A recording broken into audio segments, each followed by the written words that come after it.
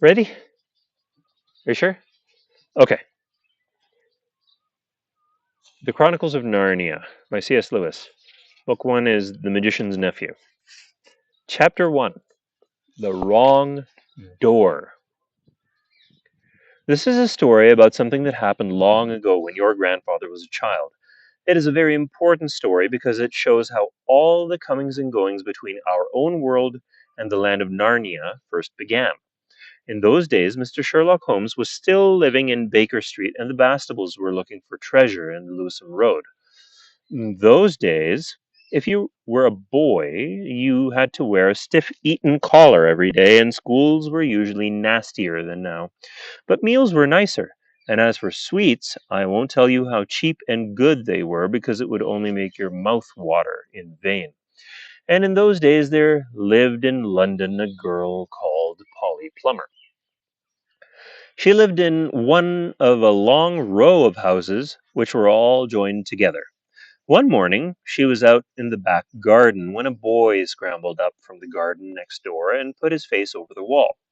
Polly was very surprised because up till now there had never been any children in that house, but only Mr. Ketterley and Miss Ketterley, a brother and sister, old bachelor and old maid living together.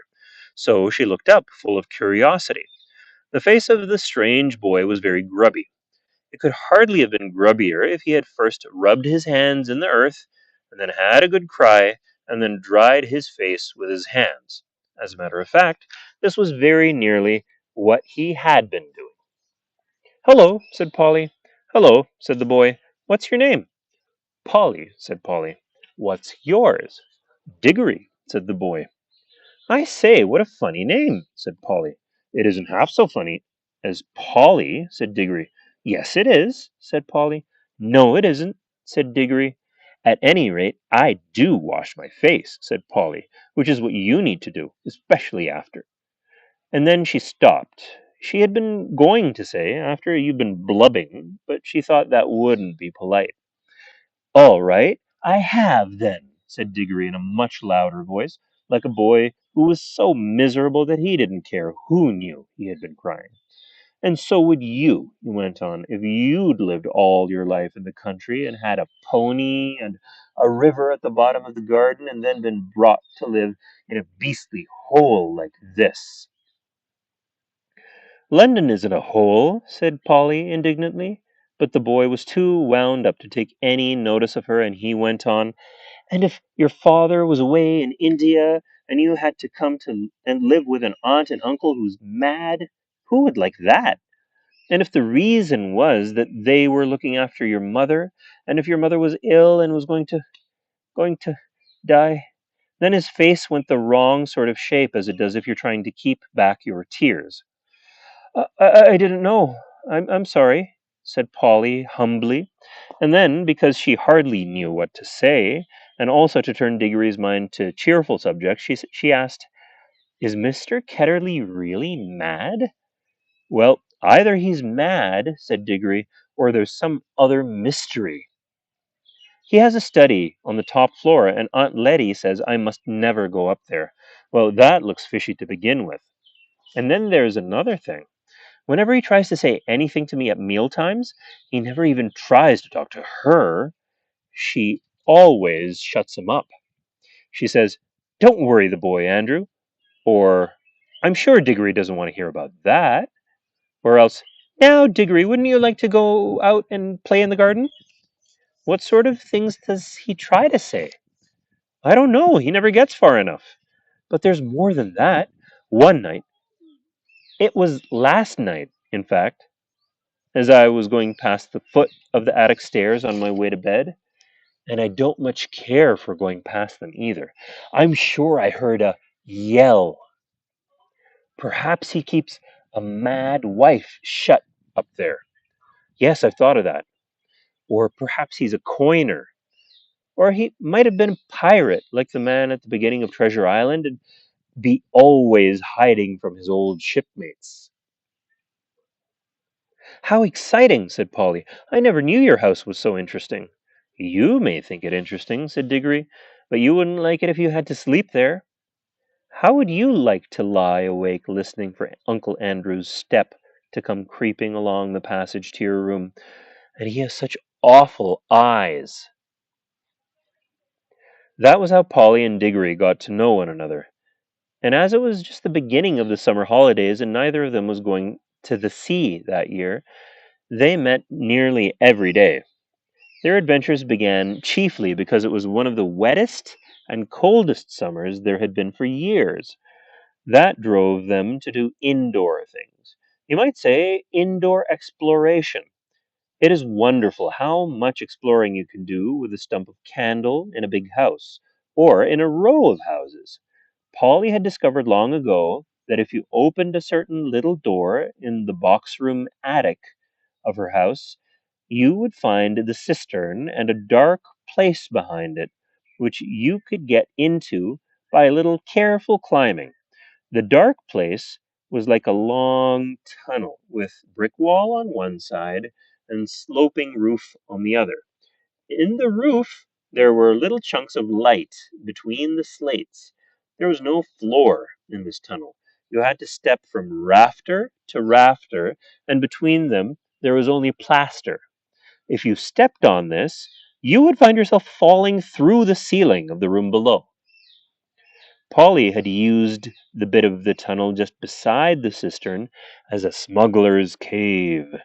She had brought up bits of old packing cases and the seats of broken kitchen chairs and things of that sort, and spread them across from rafter to rafter so as to make a bit of floor. Here she kept a cash box containing various treasures, and a story she was writing, and usually a few apples. She had often drunk a quiet bottle of ginger beer in there. The old bottles made it look more like a smuggler's cave. Diggory quite liked the cave. She wouldn't let him see the story, but he was more interested in exploring. Look here, he said. How long does this tunnel go on for?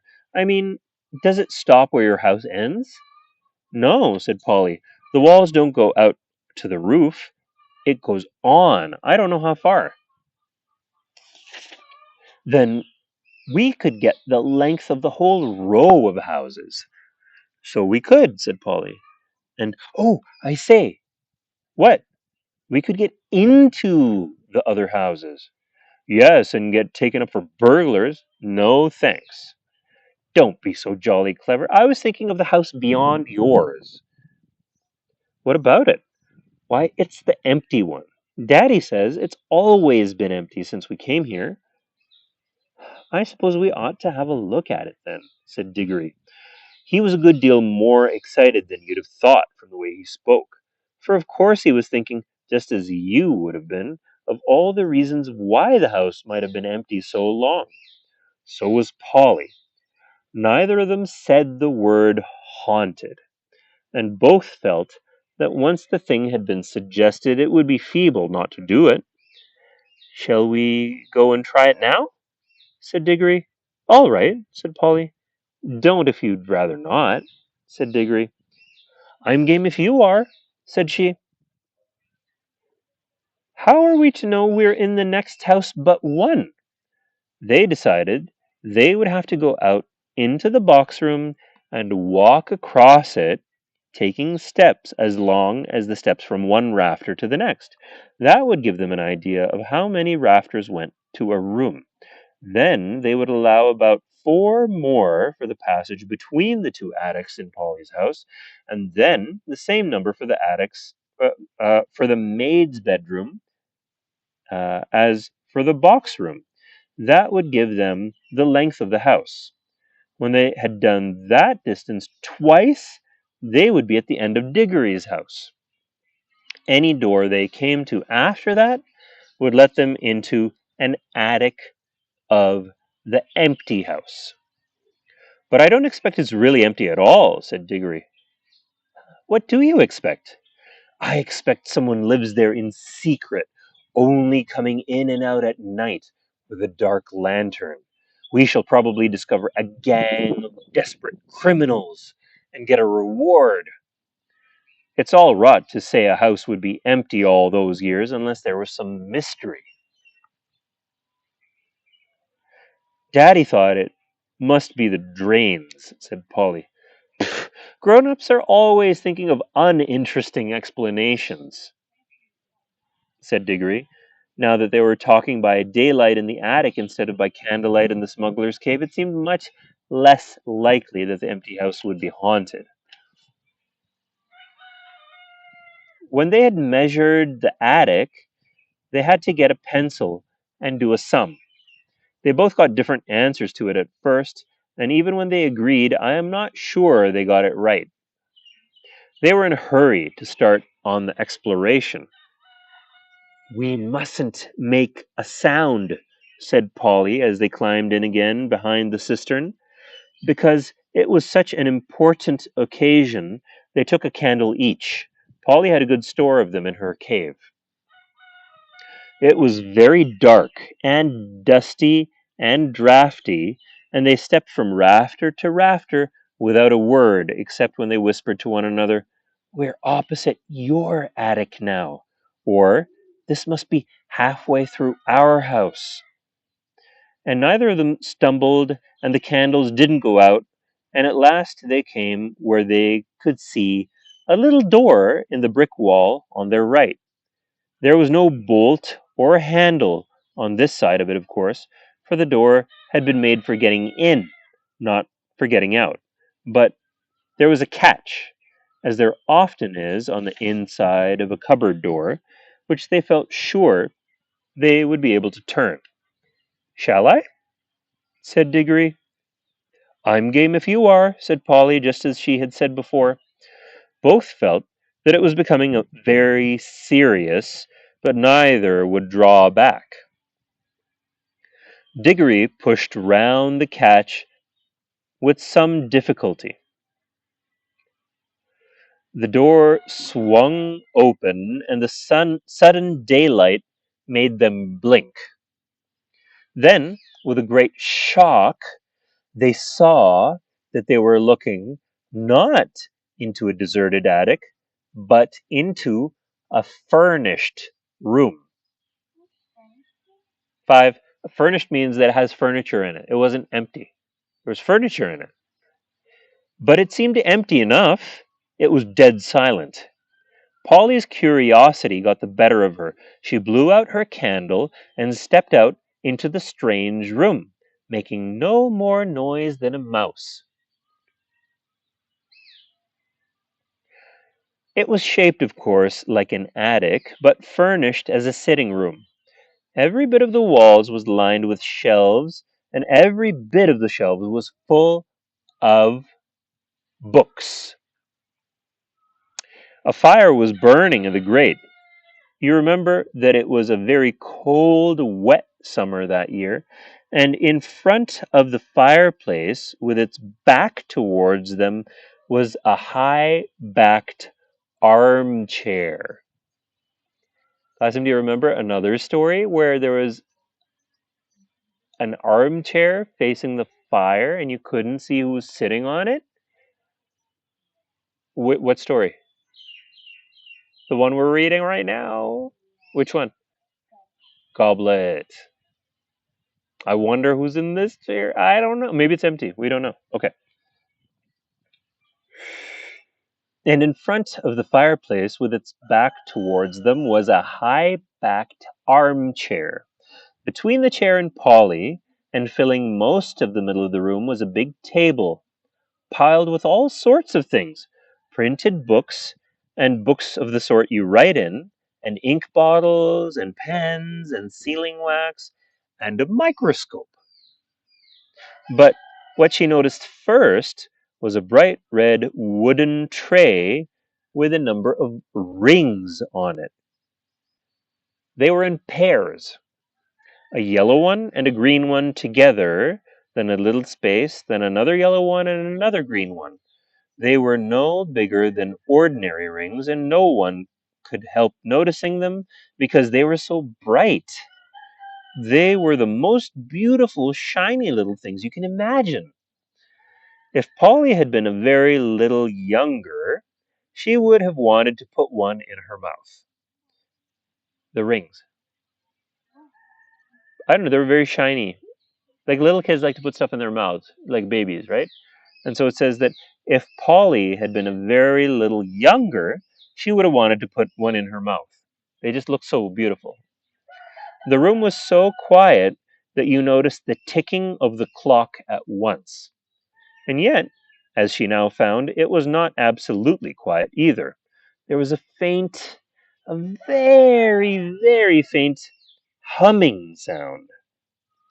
If hoovers had been invented in those days, Polly would have thought it was the sound of a hoover. That means a vacuum cleaner.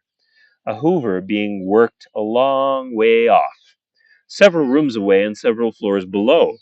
But it was a nicer sound than that, a more musical tone, only so faint that you could hardly hear it. It's all right, there's no one here, said Polly over her shoulder to Diggory. She was speaking above a whisper now, and Diggory came out, blinking and looking extremely dirty, as indeed Polly was too. This is no good, he said. It's not an empty house at all. We'd better bunk before anyone comes. What do you think those are? Said Polly, pointing at the colored rings. Oh, come on, said Diggory. The sooner. He never finished what he was going to say, for at that moment something happened. The high backed chair in front of the fire moved suddenly, and there rose up out of it, like a pantomime demon coming up out of a trap door, the alarming form of Uncle Andrew. They were not in the empty house at all. They were in Diggory's house and in the forbidden study. Both of the children said, "Uh-oh," and realized their terrible mistake. They felt they ought to have known all along that they hadn't gone nearly far enough. Uncle Andrew was tall and very thin. He had a long, clean shaven face with a sharply pointed nose and extremely bright eyes and a great tousled mop of gray hair. Diggory was quite speechless, for Uncle Andrew looked 1,000 times more alarming than he had ever looked before. Polly was not so frightened yet, but she soon was, for the very first thing Uncle Andrew did was to walk across to the door of the room, shut it, and turn the key in the lock. Then he turned around, fixed the children with his bright eyes, and smiled, showing all his teeth. There, he said, now my fool of a sister can't get at you. It was dreadfully unlike anything a grown up would be expected to do. Polly's heart came into her mouth, and she and Diggory started backing towards the little door they had come in by. Uncle Andrew was too quick for them. He got behind them and shut that door too, and stood in front of it. Then he rubbed his hands and made his knuckles crack. He had very long, beautifully white fingers. I am delighted to see you, he said. Two children are just what I wanted. Please, Mr. Ketterly, said Polly, it's nearly my dinner time and I've got to go home. Will you let us out, please? Not just yet, said Uncle Andrew. This is too good an opportunity to miss. I wanted two children. You see, I'm in the middle of a great experiment. I've tried it on a guinea pig, and it seemed to work. But then a guinea pig can't tell you anything, and you can't explain to it how to come back.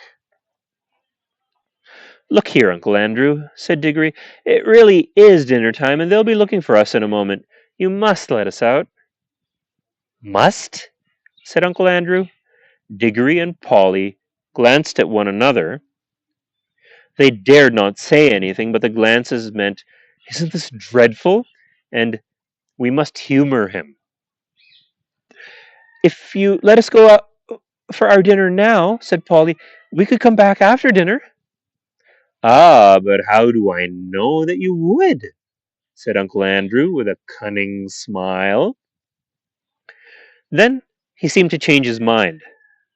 Well, well, he said, if you really must go, I suppose you must. I can't expect two youngsters like you to find it much fun talking to an old buffer like me. He sighed and went on. You've no idea how lonely I sometimes am. But no matter, go to your dinner.